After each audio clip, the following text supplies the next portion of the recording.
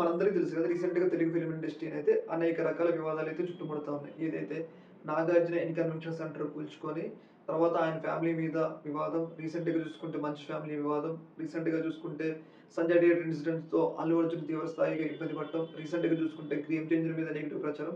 ఇయన్నీ వివాదాలు ఇట్లా కొనసాగుతుండగా తెలుగు ఫిల్మ్ ఇండస్ట్రీకి సంబంధించిన మరొక ఫ్యామిలీ మీద కేసులైతే నమోదు కావడం జరిగింది. ముఖ్యంగా ఇండస్ట్రీలో దగ్గుబాటి ఫ్యామిలీ అంటూ తెలియనోళ్ళు ఎవరు లేరు. రీసెంట్‌గా దగ్గుబాటి ఫ్యామిలీ మీద కేసులైతే నమోదు కావడం జరిగింది.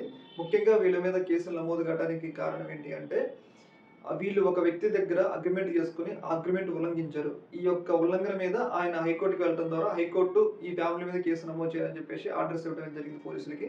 అందులో భాగంగా వీళ్ళ మీద వెంకటేష్ మీద cheating case, Daggubati family Daggubati Suresh, అలాగే దగ్గుబాటి రానా మీద చీటింగ్ కేసు నమోదైనట్లుగా మనకైతే వార్తలైతే వస్తా ఉన్నాయి. చూడాలి మరి ఈ యొక్క ఇష్యూ మీద వెంకటేష్ ఫ్యామిలీ ఎలా స్పందిస్తుందనేది. దీని మీద మీ యొక్క అభిప్రాయం తెలియజేయండి. ఓకే. Thank you.